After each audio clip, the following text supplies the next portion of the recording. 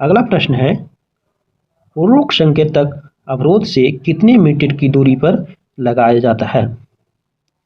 तो रोक संकेतक जो होता है वो 30 मीटर की दूरी पर अवरोध से लगाया जाता है। अगला प्रश्न है, गाड़ी अधूरी होने पर लोको पायलट कौन सी सीटी बजाएगा? तो गाड़ी अधूरी होने पर लोको पायलट लंबी छोटी सीटी बजा करके संदेश देगा। अगला प्रश्न है, पेट्रोलमैन निर्धारित समय से 15 मिनट तक यदि वापस नहीं आता है तो उस दिशा में जाने वाली गाड़ियों को रोककर दिन के समय कितने किलोमीटर प्रति घंटे से चलने का सतर्कता आदेश दिया जाएगा? तो यदि पेट्रोलमैन 15 मिनट के बाद भी नहीं आता है तो उधर उस दिशा में जाने वाली गाड़ी को 40 किलोमीटर प्रति घंटा से जाने का कॉशन ऑर्डर देंगे। अगला प्रश्न है, पेट्रोलमैन निर्धारित समय से 15 मिनट तक यदि वापस नहीं आता है तो उस दिशा में जाने वाली गाड़ियों को रोककर रात के समय कितने किलोमीटर का प्रति घंटे से चलने का कॉशन ऑर्डर दिया जाता है? तो यदि रात का समय है तो उस दिशा में जाने वाली गाड़ियों को 15 किलोमीटर प्रति घंटा से चलने का कॉशन ऑर्डर देंगे। अगला प्रश्न है, पेट्रोलमैन निर्धारित से कितने मिनट तक न आए तो उसे विलंबित माना जाएगा? तो पेट्रोलमैन यदि 15 मिनट की देर कर देता है तो उसे विलंबित माना जाएगा। अगला क्वेश्चन है, पैनल के संचालन को कहाँ रिकॉर्ड किया जाता है? तो पैनल के संचालन को डाटा लॉगर में रिकॉर्ड किया जाता है। अगला प्रश्न है, बुलावा सिग्नल ऑफ स्थिति में कौन सी रोशनी दर्शाता है?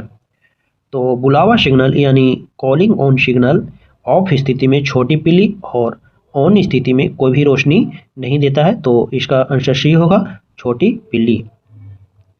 अगला प्रश्न है, स्टेशन पर रुकी हुई गाड़ी को रवाना करते समय प्रथम बार किस सिग्नल को ऑफ किया जाता है? तो स्टेशन पर रुकी हुई गाड़ी को रवाना करने के लिए प्रस्थान सिग्नल को ऑफ किया जाता है। अगला प्रश्न है, लाइन क्लियर देने के लिए जो पर्याप्त दूरी होता है उसे क्या कहा जाता है? तो लाइन क्लियर देने के लिए जो पर्याप्त दूरी होता है उसे ब्लॉक ओवरलैप कहा जाता है।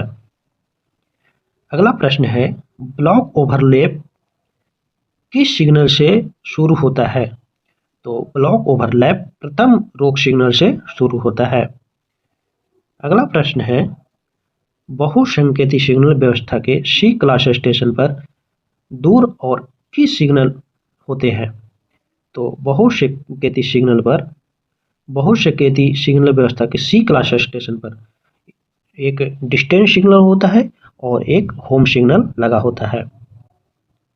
अगला प्रश्न है, ब्लॉक सेक्शन किस सिग्नल से शुरू होकर अगले स्टेशन के प्रथम रोक सिग्नल के आगे पर्याप्त दूरी पर समाप्त होता है? तो ब्लॉक सेक्शन जो होता है वो अंतिम रोक सिग्नल से शुरू होकर के अगले स्टेशन के प्रथम रोक सिग्नल के आगे पर्याप्त दूरी पर समाप्त होता है। अगला प्रश्न है, ज्वाइंट सिग्नल सेटिंग इंस्पेक्शन कितने माह में एक बार किया जाएगा? तो ज्वाइंट सिग्नल सेटिंग इंस्पेक्शन 3 माह में एक बार अवश्य किया जाएगा। अगला प्रश्न है, 8 पहिए वाले ब्रेक यान का कोड क्या होता है? तो 8 पहिए ब्रेक यान का कोड PVZI होता है। अगला प्रश्न है, T511 का उपयोग कहाँ होता है? तो T511 का प्रयोग जहाँ सिग्नल रहित लाइन से गाड़ी को जाने के लिए T511 का प्रयोग किया जाता है। अगला प्रश्न है, गाड़ी परीक्षण सूचना या रिपोर्ट का नंबर होता है? तो गाड़ी परीक्षण सूचना होता है T431 होता है। अगला प्रश्न है, पुशिंग बैक के दौरान गाड़ी को किस सिग्नल पर रोका जाएगा? तो यदि पुशिंग बैक हो रहा है तो उस गाड़ी को 72 रोक सिग्नल पर पहले रोका जाएगा। अगला प्रश्न है, फ्लैशर लाइट का रंग होता है?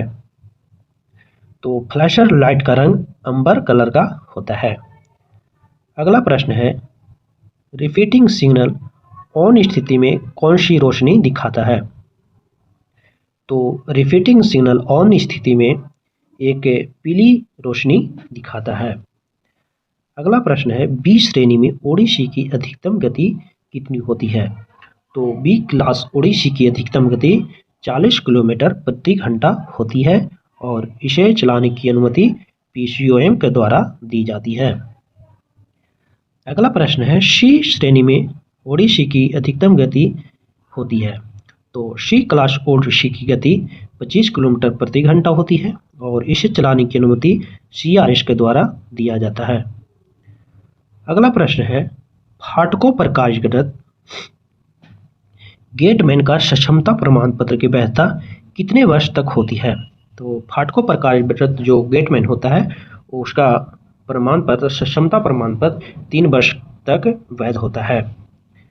अगला प्रश्न है, निर्धारित चलन समय से कितने मिनट तक सवारी गाड़ी ना आए तो उसे विलंबित माना जाएगा? तो यदि 10 मिनट तक सवारी गाड़ी नहीं आए तो उसे विलंबित माना जाएगा। अगला प्रश्न है, निर्धारित चलन समय से कितने मिनट तक मालगाड़ी ना आए तो उसे विलंबित माना जाएगा? तो 20 मिनट की यदि विलंबित हो जाती है तो मालगाड़ी को विलंबित माना जाएगा।